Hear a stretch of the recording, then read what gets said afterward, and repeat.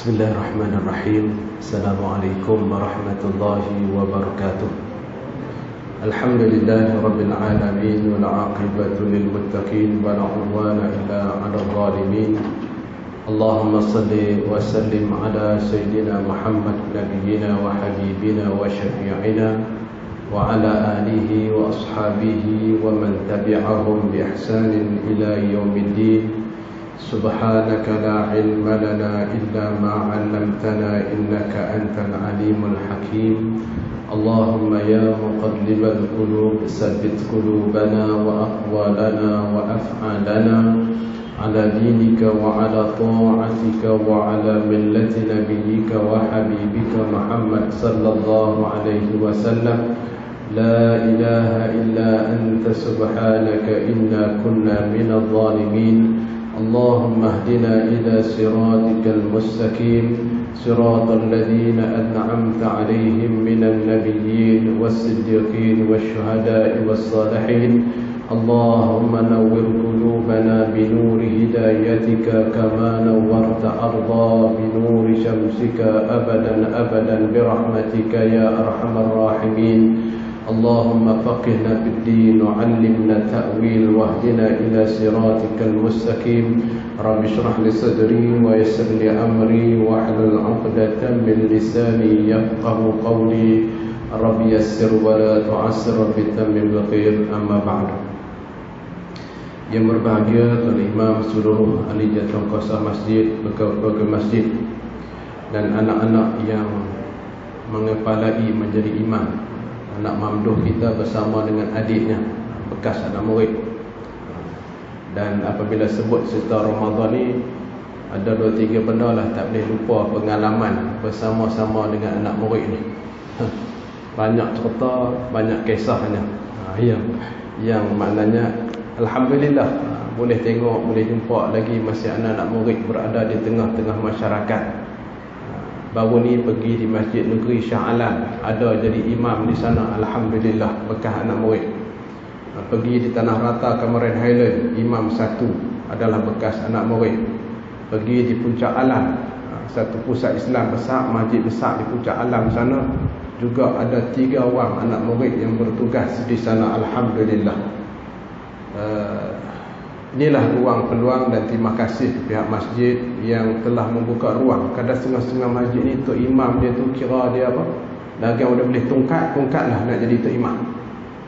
Tahu bagi laluan dekat orang ni langsung. Jadi alhamdulillah pihak Masjid Nurul Ihsan ni membuka ruang. Di sinilah kita nak melihat bakat-bakat anak-anak muda kita. Di sinilah kita beri ruang peluang kepada mereka untuk mengasah bakat masing-masing. Di situlah kita akan melihat kekuatan, kekurangan yang perlu teguran membina, yang perlu bimbingan dan sebagainya.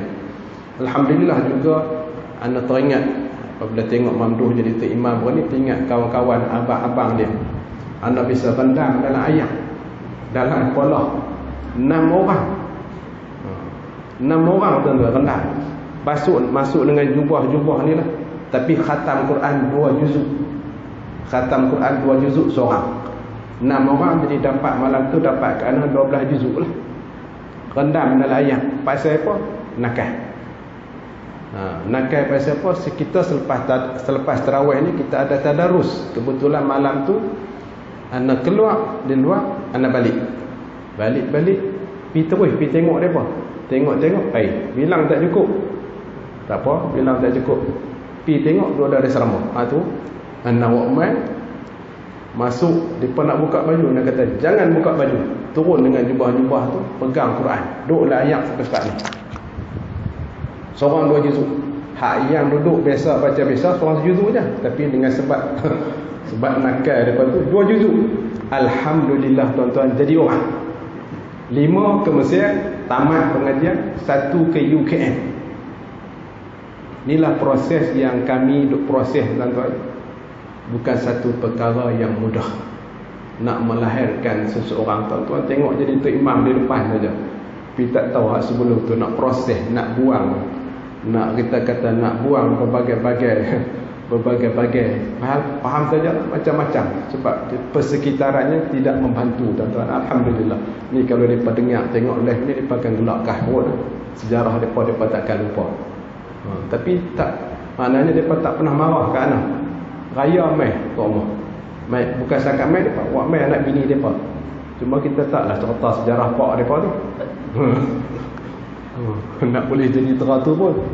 Ada yang bagi anak percuma pada. Alhamdulillah, tuan-tuan. Hadirin dan hadirat yang dirahmati Allah, kita berada di ambang akhir Ramadan, tuan-tuan.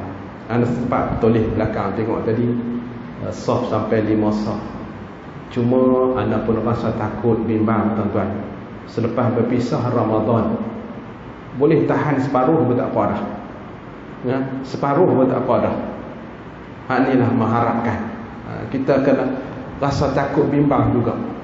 Tak boleh tahan separuh ni, Allah kacau, tuan-tuan. Kacau. Jadi usah-usamalah.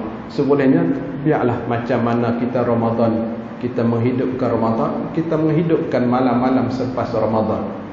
Bukan maknanya lepas Ramadan aku merdeka, dah rasa terbebas segala-galanya, tuan-tuan. Hadirin yang dirahmati dan dikasihi sekalian, kebimbangan yang paling membimbangkan anda lagi, iaitulah segala amal yang kita kerjakan sepanjang Ramadan ini tidak diterima qabul oleh Allah Subhanahu wa taala. Inilah kebimbangan yang dilontarkan oleh Nabi sallallahu alaihi wasallam, apa yang diriwayatkan Ibnu Abbas radhiyallahu anhu, di antara perkara-perkara yang menghalang amalan kita diterima oleh Allah Subhanahu wa taala sepanjang Ramadan. Jadi sedihlah, letih kita berqiyamul lail dengan tadarusnya, dengan kita kata berbagai-bagai kebajikan yang kita lakukan. Cuma kalau ada perkara ini, 4 perkara ini, maka terhalanglah segala amal kita. Tak akan diangkat, tidak akan ditengok oleh Allah Subhanahu wa taala. Yang pertamanya sekali ialah tentang kita kata orang yang pemabuk. Orang yang pemabuk, ma askara kathiruhu faqaliluhu haram. Yang mana Nabi sallallahu alaihi wasallam bersabda, apabila tentang pemabuk ni, kadang-kadang masyarakat kita sampai berlaku di Saudi di sana. Saudi hari ini mencari dalil baru. Minum arak kalau tak mabuk tak haram. Tapi tak tahulah Nabi ini yang anda baca hadis ni, ma askara kathiruhu faqaliluhu haram. Adakah ini bahasa Melayu? Adakah ini bahasa Urdu? Ini adalah bahasa Arab. Siapa yang sebut sabda adalah Nabi sallallahu alaihi wasallam. Kalaulah benda yang memabukkan itu, benda tu mabuk banyak ataupun sedikit, tetap haram. Tapi Saudi cari alasan hari ini, minum arak lagi tak mabuk, dia kira halal. Tu dia. Inilah aliran baru yang sedang ada hari ini. Contohnya isu riba. Sikit saja, sekupang saja, 2 sen saja. Kalau haramnya besar, hak kecil pun haram, tuan-tuan. Tu kita nak kena faham. Sebab agama ni bukan logik akal. Sebab itu dalam berzina, Allah kata wala taqrabuz zina, jangan kamu menghampiri zina. Tak dah sampai zina lagi, jangan menghampiri, bukan nanti buat. Itu kita nak kena faham. Sebab tu agama ni kita tak boleh nak pakai kepala otak kita saja.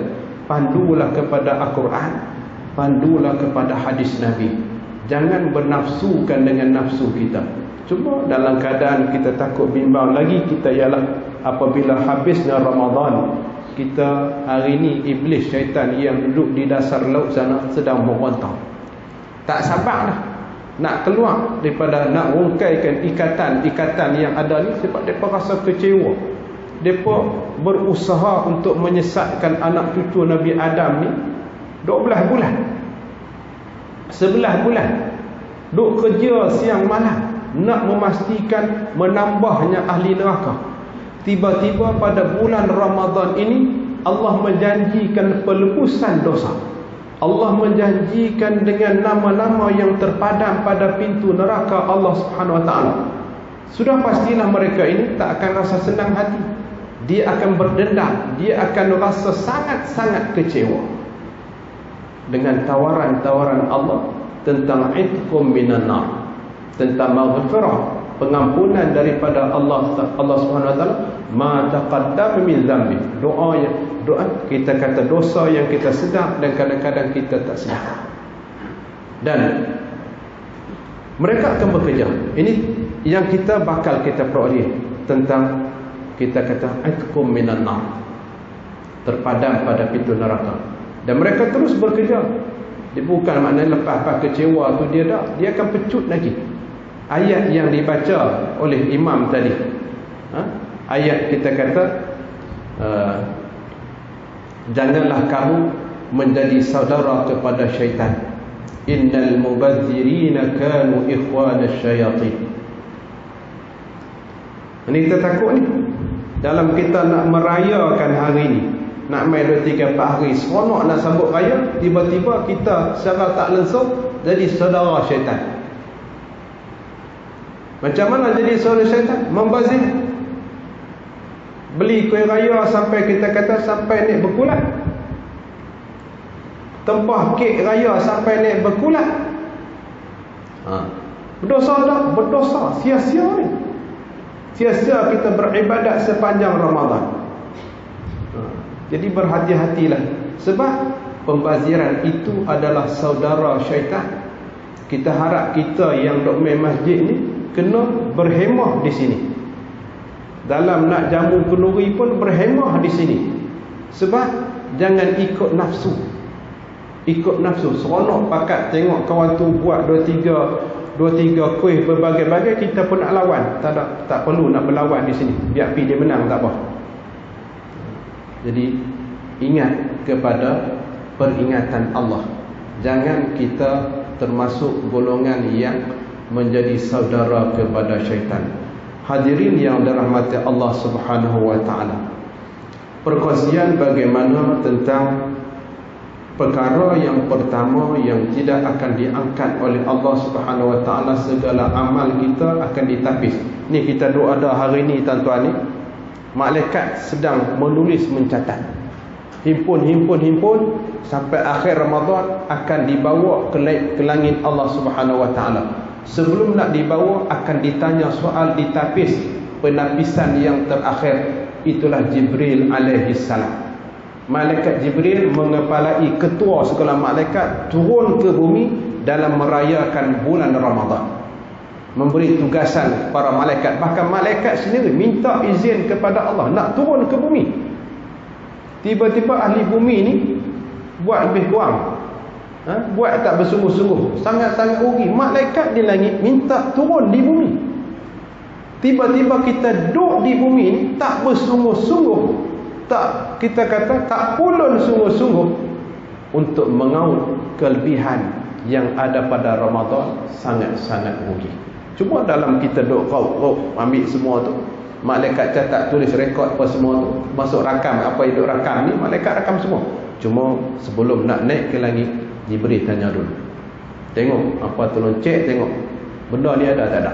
Ni kita dah sebut 4 perkara. Yang pertamanya pemabuk, yang keduanya derhaka pada ibu ayah, yang ketiga memutuskan hubungan kekeluargaan adik-beradik, yang keempat memutuskan hubungan persaudaraan sesama Islam. Dan kita tengok bagaimana tentang pemabuk tadi. Imam Abu Lis As-Samarqandi menyebut tentang mudaratnya, mudarat pemabuk ini. Yang pertamanya disebut peminumnya seperti orang yang gila. Gelak ketawanya seperti budak-budak kecil. Budak kecil reti apa? Tuan-tuan tengok orang pemabuk macam mana. Gila tak? Gila. Dan kita kata, kita boleh lihat bagaimana satu ketika ada orang yang kita kata mabuk ni tuan-tuan, berlaku di zaman sahabat Nabi. Dia kencing, ambil ayat tu, nawaitul wudu' lillahi ta'ala. Ambil ayat kencing tu wudu'. Cuba bayangkan, Ambil yang kecil masuk muka tuan-tuan. Mabuk. Mabuk tuan-tuan. Itu kesan mabuk. Yalah. Dia dah separuh ingat nak ambil wudu. Ya ada kencing. Ambil yang kencing masuk muka tuan-tuan. Tu dia. Betapa hinanya seorang pemabuk. Tak kira lah hang datuk ke, hang menteri ke, hang raja ke, tak kira. Itu manusia gila. Siapa? Peminum yang memabukkan. Itu yang pertama. Yang keduanya tentang mudarat. Ialah membazir harta dan merosakkan akal. Mubazir tadi disebut innal mubaziri kanu ikhwana syayatin. Saudara kepada syaitan. Pemabuk ni adalah sahabat syaitan. Sebab tu kita kena lawan, kita kena guna kuasa, kita kata kena halang betul-betul. Sebab tu kerajaan yang sedang memerintah Kedah ini sedang berusaha bersungguh-sungguh nak menutup ruang peluang kepada pemabuk-pemabuk ini. Di antaranya akan dikuat kuasakan mana-mana kedai yang bukan Islam yang diberi lesen, tiba tengok orang Melayu Islam pergi beli sana, terbukti dengan video takat gambar, lesennya akan dibatalkan. Nak jual arak, jual. Nak jual benda mabuk, sila. Tapi untuk bukan Islam. Untuk bukan Islam. Sebab apa kita buat itu? Itu kuasa yang ada pada kita untuk memelihara agama. Memelihara, kita kata memelihara tubuh badan. Orang yang mabuk ini, Allah kata wala tulqu bi aidikum ila tahlukah. Jangan kamu campakkan diri kamu dalam kemusnahan, kebinasaan. Ini agama kita. Jadi kerajaan ini tidak terlepas pada 5 hukum tuan-tuan. Apa saja kebul kerja buat kita, wajib, sunat, haram, makruh, harus. Tak ada kata tak ada apa. Duduk dalam masjid ni pun wajib, sunat, haram, makruh, harus. Tak, mesti kita terikat. Jangan kita kata dah politik tak ada, tak bersangkut paut dengan agama. Tak betul tuan-tuan. Itu jahil bil murakkab. Kalau masih ada di kalangan kita begitu, nak cakap politik ni tunggu di dewan. Dalam masjid tak boleh bercakap. Dah. Di mana-mana pun kita bercakap ni, saya bercakap hari ni pun ni. Di luar saya bercakap pun tak terlepas pada 5 hukum ni. Wajib, sunat, haram, makruh, harus. Tu kita nak kena faham. Sebab itu apabila kita faham tentang 5 hukum hakam ini, maka kita akan berhati-hati. Itu yang kedua. Yang ketiganya, dari sebab pemabuk ini, dia akan berlakunya permusuhan di antara kawan-kawan. Sebab apa Allah menyatakan di sana, innama yuridu syaitan ayyuqi'a bainakumul adawata wal baghdha fil khamri wal maisir. Syaitan ada senjata dia. Nak bagi kita pecah belah, nak bagi kita kelahi ni sama-sama kita. Pertama, dia menggunakan alat yang memabukkan manusia. Tak kiralah minum arak ke, dengan ganja ke, dengan candu ke, apa benda ke, yang menghilangkan akal. Itu satu wasilah dia. Bahkan disebutkan ummul khaba'is, ibu segala kejahatan ialah perkara yang menghilangkan akal. Tak kiralah dia suntik ke, dia minum ke, yang menghilangkan akal, yang mabuk, melalok dan sebagainya, ummul khaba'is. Itulah ibu segala maksiat. Innama yuridu syaitan an yuqi'a bainakum. Allah sebut nama. Di sinilah kalau kita tengok siapa kita kata di kelab-kelab malam, di tempat-tempat konsert dan sebagainya, tengok apa berlaku. Meja tunggil langgang tak ada disiplin. Macam kita keluar masjid surau tak ada. Tunggil langgang habis, mabuk. Bahkan tu berkelahi aku, bergaduh. Allah sebut lama dah. Pertamanya arak, yang kedua maisir. Main judi apa semua ni. Ada dah kalah judi, senor tepuk tangan tak ada. Bergaduh. Sebab itu yang ketiganya berlakunya permusuhan. Ini satu benda keburukan. Yang kelimanya, yang keempatnya, terhalanglah pada zikrullah. Nak semayang macam mana tuan-tuan? Tidak baik wuduk pun baik yang kecil tadi. Macam mana nak baca Quran? Melalong tuan-tuan, tak ada.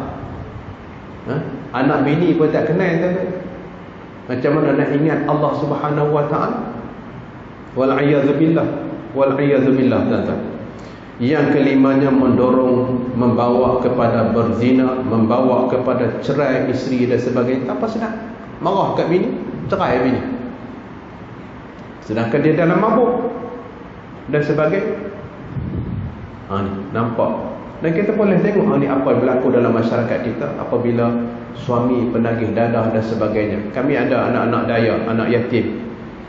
Duduk belah lebih kurang dekat 50 orang lebih. 56 orang apa hari ni. Baru-baru ni dia disantuni oleh MB itulah. Yang satu video yang ditunjukkan bagaimana masya-Allah lah anak-anak yatim. Yalah, masih lagi ada jiwa yang baik tuan-tuan kita, sebab asas pada didik asuh lepas makan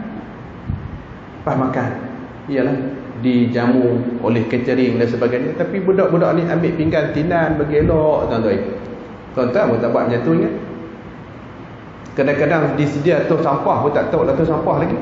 Tapi alhamdulillah anak-anak ni kita rasa terkesan. Susun pinggan lepas makan tu bagi elok, cawan-cawan susun bagi elok, duduk letak senungguk tu. Itu kerja maknanya catering. Tak mereka buat tuan-tuan. Inilah didikan tuan-tuan. Kadang-kadang anak kita di rumah jadi bos lagi, makan tinggal pinggan atas meja. Dahlah kita ada bekerja siang malam cari duit apa semua, inilah hamba kepada anak ni. Kita tolong masak, kita tolong hidang, ni ambil duduk makan, dah kali tinggal pinggan tu pula. Kok lah nak angkat pisingki berbasuh dan sebagainya. Lepas tu kita duk seronok lah anak kita. Maknanya kita bapa yang gagal, mak yang gagal dalam mendidik asuh anak kita. Kita yang memasakkan anak kita sendiri. Dahlah dia tak buat kerja, takut bimbang macam kata tadi lah. Takut-takut lagi nak handphone, nak duit top up telefon, minta kat mak ayah lagi. Malu kat kucing kat rumah. Malu tuan-tuan. Kucing beranak 4 ekor. Ada kita beranak sampai 5 ekor. Apa pun ni tengok di rumah beranak 5 ekor tuan-tuan. 5 ekor hidup. Boleh besar apa semua. Lepas tu dia tahu berdikari pula tu, lepas cara makan sendiri. Tapi kita ni macam mana? Ni kita nak kena tengok balik dalam pendidikan yang sedang kita bawa ni. Anak-anak kita nak pergi mana? Yang kita rasa pening kepala hari ni atas nama kerajaan, anak keluar universiti tak nak kerja. Hampa beri pendidikan jenis mana? Mengaji sampai degree habis berpuluh-puluh ribu, ratus ribu, tiba-tiba tak ada kerja. Ni satu kerajaan yang gagal. Gagal tuan-tuan. Patut kerajaan rasa malu, tepuk kepala tuan-tuan. Kami ni buat kerja bodoh apa ni? Patutnya orang cerdik ni dia tahulah nak bawa diri kerja ke mana. Yang tak tahu kerja ni orang bodoh saja. Sebab mengaji engineer. Kalau dia ada maruah harga diri tuan-tuan, dia mengaji engineer, dia akan pick up kerja apa saja dia boleh buat kerja dulu. Duk tunggu kita kata pihak jawatan yang di pohon tak dipanggil, takkan duduk melangut situ. Dia akan buat kerja tuan-tuan. Dia akan pick up. Tu makna dia cerdik. Bukan duduk dalam bilik main handphone. Main handphone pun boleh juga, boleh bekerja dengan handphone, jual online dan sebagainya. Bukan duduk main game dengan telefon saja. Terlena dengan game, terlena dengan video-video yang kita kata melalaikan. Ni kita kena tengok balik tuan-tuan. Mabuk juga tu pun, ketagih juga tu, ketagih game dan sebagainya. Balik di sini tuan-tuan. Semua pukul berapa? 10.30 lah. Allahu Akbar. Letak orang ni sedap tuan-tuan. Tak ada habis lagi. Nak cerita bab 4 tadi tak ada habis dah payah. Yang kita kata yang keenamnya membuka segala kejahatan dan maksiat. Yang kita dah ummul khaba'is. Dengan mabuk ni dia akan buat saja, dia bunuh orang, dia berzina, dia maki hamum dan sebagainya. Yang ketujuhnya mengganggu malaikat-malaikat Allah. Ni bulan Ramadan ni tuan-tuan. Malaikat Allah main ni bukan nak tulis jahat-jahat, nak tulis baik-baik. Yang merosakkan majlis. Merosakkan majlis. Malaikat ni nak tulis, ingat tuan-tuan, ingat suka sangat kan malaikat nak tulis maksiat dengan Allah Ta'ala ni. Tak suka tuan-tuan. Terpaksa tulis saja. Kalau boleh depa tak mau tuan-tuan. Nak suruh kita semua jadi baik. Apa tu jadi baik? Kalau kita baca dalam dalam bulan Ramadan berlaku Badar Kubra dan sebagainya, peperangan-peperangan yang berlaku Islam, malaikat tolong. Malaikat tolong, tengok, tolong pergi perang. Tak ada dia malaikat nak tolong buat jahat, tak ada. Malaikat semua turun nak tolong. In tansurullah yansurkum, itu malaikat akan tolong orang Islam. Sebab tu dia rasa, tuan-tuan. Yang ke-8-nya, orang yang minum minuman yang memabukkan ini, hukum Islamnya kena 80 sebatan. Ulama menyebut di sana, dia minum-minum dunia tak kena sebat. Apa keadaannya? Ini kita takut bimbang. Jadi orang yang tidak terpukul di dunia, yang terlepas di dunia, maka akan dipukul di akhirat, diseksakan di hadapan di ibu ayahnya, termasuk di khalayak orang-orang ramai. Berat tak tu? Berat. Jadi taubat cepat-cepat. Ataupun jangan lebih suruh kawan hang tibai aku 80 kali. Hang bertaubat. Saya duduk cerita kat orang lah. Hak benda kita yang dah lalu, bertaubat kepada Allah. Allah Maha Pengampun, Maha bertaubat, Maha maknanya Maha menerima taubat. Cuma berat juga, tuan-tuan. Sebab apa? Sebab orang yang peminum arak ni, kita kata segala amal ibadahnya, doanya ditutup oleh Allah SWT. Doanya 40 hari Allah tak terima. Tu baru setitik arak masuk dalam mulut, setitik benda yang memabukkan diri kita 40 hari, amal ibadat kita tidak diterima oleh Allah SWT. Dan yang ke-9-nya, Allah menutup pintu langit, pintu langit menolak doa orang yang mabuk. Walaupun dia tu miskin, walaupun dia tu susah, tapi dengan sebab mabuk, maka Allah menolak doanya.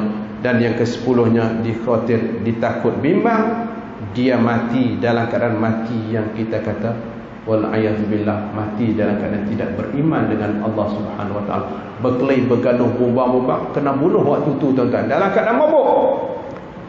Matinya bukan lagi mati sebagai seorang mukmin. Kita takut bimbang, tuan-tuan. Inilah kita kata di perkara yang pertama yang disebut tentang terhalangnya amal ibadah kita di sisi Allah Subhanahu Wa Taala. Yang kedua ialah apa yang dibaca oleh imam, juga imam yang pertama tadi, wa qadara rabbuka alla ta'budu illa iyyahu wa bil walidaini ihsana imma yablughanna 'indal kibara ahaduhuma aw kilahuma fala takul lahumā uff wa qul lahumā qawlan karīma. Ayat ini menunjukkan tentang tuntutan berbakti kepada ibu ayah. Orang yang derhaka kepada ibu ayah, buat amal ibadah sepanjang Ramadan sia-sia. Sia-sia. Ini kita takut. Allah suruh berbakti kepada kedua ibu ayah. Bakti kena fikir macam mana? Kalau dulu pak ayah kita pernah suap kita, hari ini takdir kita pula nak kena suap kat mereka. Jangan ungkit. Dulu ayah kita pernah basuh kencing berak kita, hari ini takdir kita juga kena basuh kencing berak. Jangan ungkit, jangan tarik muka. Sebab Allah perintah. Allah kata ni, ketika mana mereka berusia yang lanjut. Allah sebut dah lama, pusingan apa yang bakal dilalui, dihadapi oleh manusia ini, Allah dah sebut dalam Quran. Cuma Allah nak bagi pahala, Allah nak ganjarkan kamu dengan syurga Allah Subhanahu Wa Taala. Redha Allah dengan redha ibu ayah. Syurga Allah berada di, kita kata, dengan redhanya ibu ayah kita. Amat malanglah kalau kita dalam Ramadan ini kita tidak mendapat redha ibu ayah kita, dan kita sendiri tidak ambil peduli tentang ibu ayah kita. Bahkan di sana Nabi menyebut tentang dalam berbakti kepada ibu ayah, kita nak kena faham, kita anak-anak ni. Nabi sebut, kalau Nabi Musa AS apabila ditanya kepada Allah Subhanahu Wa Taala, ya Allah, apakah kita kata amalan yang kita kata yang boleh kamu pesankan kepadaku ya Allah? Allah kata kepada Nabi Musa, ialah kamu supaya istiqamah tetap beriman kepada aku. Nabi Musa minta lagi, ya Allah, apa lagi pesan padaku? Allah kata berbaktilah pada ibu kamu. Lalu Nabi Musa minta lagi. Allah kata berbaktilah kepada ibu kamu. Dan diminta oleh Nabi Musa lagi. Barulah Allah kata berbaktilah kepada bapa kamu dan orang yang selepas bapa kamu. Pak kita, pak menakan kita, mak menakan dan sebagainya. Itu apa yang Allah pesan ke Nabi Musa. Mereka Nabi kita pun begitu juga, tuan-tuan. Cuma Nabi kita melalui kita kata hadis yang menyatakan tentang man abar qala ummuka qultu summa man qala ummuka sebanyak 3 kali. Hak Nabi kita Nabi Muhammad, berbaktilah kepada ibu kamu sebanyak 3 kali, baru pak kamu. Ni persoalan kita hari ni. Itu Allah nak jaga mereka. Sebab apa? Sebab mereka teruk. Mereka lah yang mengandung kita. Wa wassaynal insana biwalidayhi hamalathu ummuhu wahnan ala wahnin. Mak ni mengandung, dia tu teruk. Teruk dia tu, diri dia letih. Nak bawa perut, tak pernah tinggal. Wahnan ala wahnin. Penat. 2 kali penat. Pak kada penat apa? Penat saja. Tapi mak yang teruk. Wa fisaluhu fi 'am. Dalam mengandung bawa perut 9 bulan tadi bukan satu benda yang mudah. Sebab itu Allah beri kehormatan pada mereka. Dalam menyusu pula dalam masa amin 2 tahun itu bukan satu benda yang mudah. Bawa susunya berbagai-bagai yang terpaksa dihadapi oleh golongan ibu, golongan perempuan. Cuma hari ini tak cerdik anak muda remaja kita hari ini. Sebab nak jaga badan dan sebagainya, tak mau susu. Allah bagi hadiah mereka. Nah, ambil kanser kat hangpa. Punca kanser banyak hari ini orang perempuan sebab tak mau menyusukan anak dia. Dia telah melanggar sunnatullah. Allah suruh bagi susu kat anak, dia buat zalim kat anak dia tu. Kalau anak nanti dibuat lebih kurang kat dia, tunggu. Sebenarnya kita dah buat zalim kat anak kita. Kita cari penyakit sendiri. Kita yang buat penyakit sendiri. Yalah, sebab tu Allah sebut bagi contoh lagi kucing kat rumah. Jarang kita tengok kucing kena kanser. Darah susu tak ada. Beranak bukan 1, dia kata 5. Itu fitrah Allah bagi. Manusia Allah bagi fitrah macam tu, tapi cuba nak sanggah juga. Timbullah kita kata penyakit kanser. Timbullah hilang kasih sayang dan sebagainya, tuan-tuan. Sampai anak pun tak tahu bau mak ni kacau, tuan-tuan. Dia boleh tahu bau dan sebagainya. Dan dari sudut kesihatan juga kita kata ialah sihat pada ibu, sihat pada anak. Itu sunnatullah. Allah sebut, Allah nak bagi an ashkurali. Allah kata segala nikmat ini bersyukurlah pada aku. Patut kepada ibu ayah kamu. Syukur pada aku, syukur pada ibu ayah kamu. Nak menggambarkan betapa dekatnya ibu ayah ini dengan Allah Subhanahu Wa Taala.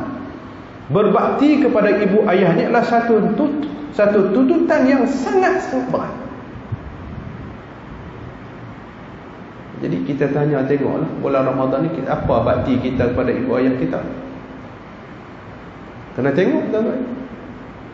Sebab ini benda yang terhalang segala amal kita ni. Dan yang ketiganya adalah kita kata memutuskan hubungan silaturahim di kalangan adik-beradik, tuan-tuan. Ini berat, tuan-tuan. Carilah jalan ikhtiar macam mana. Orang yang terbaik, orang yang mula holok tangan. Tak boleh holok tangan, holok dengan handphone, telefon ke, hantar WhatsApp ke, hantar berbagai-bagai. Inilah jalan, tuan-tuan. Yang penting kita menghubung. Dia kata, kita kata pula, dia yang mula dulu, dia cari pasal. Tak apa. Orang yang hebat, orang yang menang ialah orang yang memaafkan dahulu. Itu orang yang hebat. Bahkan pahala dia lebih tinggi. Jadi kalau kita orang mukmin ni kena sadrul mukmin, kena dada yang kita kata berjiwa besar. Apa tidak orang tak buat kat Nabi Muhammad, tuan-tuan? Pak menakan dia. Khalid al-Walid tu nak bunuh Nabi, tuan-tuan dulu. Apa dia tak buat? Tapi kita sebagai seorang mukmin yang beriman, yang kita kata ada yang bunuh, pak menakan Nabi dan sebagainya. Tapi apabila Islam Kita maknanya kena orang yang sedia memaafkan. Cuba bayangkan dengan berkat Ramadan kita menghubung ke silaturahim, dah sampai dah, bawa sampai ke mati, berapa pahala kita dapat, tuan-tuan? Kita lah sepatut menjadi ejen penghubung kepala silaturahim. Banyak boleh buat. Ni raya ni pergi ziarah, pergi berjalan sana sini, pergilah berjalan. Kalau kita tak boleh pergi, hantar bini kita pergi, hantar anak-anak kita pergi. Pergi tak ada ingat, sampai anak pak tak boleh pergi, anak pergi, dia nak halau balik, tak ada. Kalau halau balik juga itu manusia syaitan, tuan-tuan. Bukan manusia dah, itu syaitan dia panggil. Dia berkeli dengan pak, beraikai dengan anak apa, beraikai dengan menantu apa, hang keli dengan pak saja. Tapi kalau masih ada, itulah syaitan manusia. Mudah kena ya, tuan-tuan. Syaitan manusia. Mana syaitan macam pi tu, auzubillahi minasyaitanir rajim, auzubillahi minasyaitanir rajim. Banyak-banyak nasihat tu baca auzubillahi minasyaitanir rajim. Dan doa supaya Allah beri hidayah, petunjuk. Kalau mati tadilah. Kita dah cuba nak hubung, dia tak mau juga. Amalan ibadat sia-sia. Hang pi Mekah ke hang pi mana? Tak ada nilai di sisi Allah Subhanahu Wa Taala orang yang memutuskan hubungan silaturahim. Tu ni beradik. Dan sesama Islam lebih daripada 3 hari, tuan-tuan, yang keempat. Ini kita takut bimbang, tuan-tuan. Dalam kita nak habis Ramadan ni, mudah-mudahan kita terselamat dah daripada 4 perkara tadi yang terhalang untuk kita menghidupkan bulan Ramadan. Dan satu lagi pesanan, apa yang dibimbangi oleh Abu Dzar Al-Ghifari, yang mana Nabi sallallahu alaihi wasallam sabda supaya kita terselamat daripada sifat-sifat munafik, tuan-tuan. Sifat munafik yang kita kata daripada Anas bin Malik, yang Nabi sallallahu alaihi wasallam menyebutkan, man shalla fil jamaah 40 yawman, siapa boleh sembahyang berjemaah selama 40 hari, lam tafuthu rak'atan, tak terkurang, tak terhilang pun satu rakaat, kataballahu lahu bara'atin, Allah tuliskan kepadanya 2 kebebasan. Bebas mana? Bebas daripada api neraka, bebas daripada sifat munafik. Tuan-tuan tak mau kan, tuan-tuan? Apa makna hidup kita dunia ni? Tak ada apa, tuan-tuan. Dunia ni tak ada apa.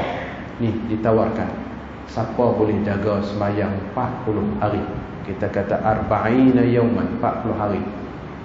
5 waktu tu semuanya takbiratul ula bersama imam. Terlepas daripada api neraka, ahli syurga, tuan-tuan. Terlepas dari sifat munafik, ahli syurga, tuan-tuan. Siapa nak jaminkan dirinya sebagai ahli syurga, pastikan 40 hari sembahyang jemaah tak tinggal. Sebab tu jangan kita pandang lekeh kepada jemaah tabligh, tuan-tuan. Maknanya pemikir-pemikir, ahli-ahli, kita kata ulama yang berada dalam tabligh ni fikir macam mana nak amal hadis ni. Duk rasa duk di Masjid Nur Ihsan ni tak boleh buat sekarang ni. Kita kata jom kita keluar 40 hari. Tu keluar 40 hari, duduk di tempat lain, tak ada siapa ganggu dah, boleh buat, tuan-tuan. Macam orang pergi Mekah lah. Hak pergi Mekah buat haji, hak duduk lama-lama tu dia lekat, tuan-tuan. Nak amal dengan hadis ni, fikir tengok macam. Ataupun kita sebagai orang duduk di pondok, dia mudah dapat sikit. Duduk di pondok, tapi jangan balik lah. Duduk di pondok 40 hari, jangan balik, dapat hadis ni. Kita nak kena usaha lah. Ni bukan perkara kecil. Terbebas pada api neraka, tuan-tuan. Terjamin ahli syurga. Jadi kena buat sungguh-sungguh lah. Bukan kita nak terlepas, kita kata penjara di Malaysia ni saja. Tak. Janji Allah Subhanahu Wa Taala. Jadi semangat Ramadan ini, kita doa pada Allah supaya kita istiqamah, diberi kekuatan. 40 hari, tuan-tuan. 40 hari kalilah waktu itu sendiri. Bahkan di sana ganjaran-ganjaran begitu banyak. Cuma nak meringankan kita, mula ni dulu Nabi sebut asqalas salah alal munafiqin, seberat-berat sembahyang bagi orang munafik. Apa dia? Sembahyang isyak berjemaah, sembahyang subuh berjemaah. Sebab kita nak bebas munafik ni, tuan-tuan. Munafik kecil kata tuan. Munafik jamin ahli neraka. Sebab tu Huzaifah bin Yaman ini Sayyidina Umar takut, bimbang semua diri dia. Huzaifah bin Yaman ni seorang sahabat yang kenal siapa munafik. Sayyidina Umar ni pergi tanya, saya dah termasuk ke? Tapi Sayyidina Huzaifah tak beritahu tu. Sebab dia menjaga rahsia Nabi. Sabi nak tahu, nak pasti betul-betul tak Huzaifah ni kenal semua orang munafik. Satu hari Nabi panggil dia, wahai Huzaifah, hang tolong cerita tak hak dalam masjid tadi siapa munafik. Huzaifah boleh tunjuk sebut seorang. Nabi tahu. Allah buka hijab pada dia, Allah beri pada dia. Jadi Nabi pesan pada dia, jangan cerita kat siapa. Dia pegang rahsia sampai mati. Tapi sahabat ni cerdik, takut bimbang. Dia tahu, sahabat tahu, Huzaifah memang tahu siapa munafik. Sayyidina Umar ditanya dia, saya ni munafik tak? Tak beritahu, tak kata apa. Sayyidina Umar ikhtiar. Tiap macam mana? Pertama nak tahu dia munafik tak munafik, jadi itu imam. Bayang imam. Sayyidina Umar jadi imam. Dia tengok Huzaifah ikut belakang dia tak? Ikut belakang. Alhamdulillah. Takkan Huzaifah nak ikut orang munafik kot. Berjaya dia. Yang kedua, mayat-mayat. Hak tu diri dia. Sayyidina Umar nak tahu diri dia ni munafik tak munafik, dia semaya tengok Huzaifah duduk belakang. Alhamdulillah. Yang kedua nak kenal pula hak mati tadi, orang lain munafik tak munafik. Dia tengok, dia tanya sahabat-sahabat lain, hak orang mati tadi tahu Huzaifah mayang tak? Pergi mayang tak? Kalau kau tetap pergi semayang, Sayyidina Umar pun tak akan semayang jenazah tu. Itu kaedah yang diambil, dicam oleh Huzaifah oleh Sayyidina Umar, tuan-tuan. Bagaimana ulama mana sahabat dia takut jadi munafik.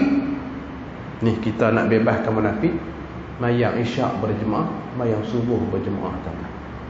Pastikan hak ni dulu, baru nak capai tadi 40 waktu tadi ni, 40 hari ni. Kalau hak ni tak boleh jaga, nak pergi jangkau dan kacau juga, tuan-tuan. Pergi sekat hari patah balik kan. Lepas tu nak keluar 40 hari ni, dia mula 3 hari. Tengok dah lepas dah, baru naik 40 hari. Dia tak pergi 40 terus, pergi tak mengacau kawan habis. Itu kita kata disiplin, tuan-tuan. Hadirin dan hadirat yang dirahmati Allah sekalian, maka itulah sikit perkongsian yang boleh kongsi dekat pukul 11, tuan-tuan. Minta maaf banyaklah, belajar sikit. Biasanya tuan-tuan boleh habis awal. Mudah-mudahan Ramadan yang berbaki ini kita dipertemukan pada malam Lailatul Qadar, tuan-tuan. Rahsia Allah yang duk kata malam ni bukan Lailatul Qadar, kita tak tahu. Mungkin malam ni dengar buruk kilat. Mana ada Nabi sebut buruk kilat pun? Tak ada hadis yang sahih menyatakan apabila malam tu ada buruk, ada kilat, bukan Lailatul Qadar. Tak ada. Cuma Nabi sebut 10 akhir Ramadan saja, 10 yang terakhir. Jangan kita rumit cam, malam ni hujan turun, buruk kilat, tak ada Lailatul Qadar. Tak betul. Kalau gitu senanglah. Tak betul. Tak betul tu fahaman tak betul. Duk macam malam ni tak ada hujan, malam ni tak ada buruk. Tak, tuan-tuan. Tidak, sahabat tak kena mati bunuh lah, tuan-tuan. Nak dapatlah syahid tu, tenggelam ayat apa semua tu. Jadi tu fahaman tak betul, tuan-tuan. Yang betulnya 10 akhir Ramadan ni kita jangan tinggal. Cuma nak bagi isyarat, Nabi isyarat malam-malam ganjil. Kita mudah kita ambil semua lah. Ambil semua supaya tidak terlepas kita salah satu malam Lailatul Qadar. Demi cam-cam tu dah kali terlepas semua. Wal'iyadzubillah. Wallahu alam.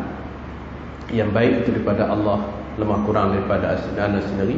Banyaklah berdoa kepada Allah, doa yang telah diajar oleh Rasulullah kepada Ummul Mukminin Aisyah. Allahumma inna nas'aluka ridhaka wal jannah wa na'udzubika min sakhatika wan nar. Banyaklah doa ni, tuan-tuan. Inilah harapan kita.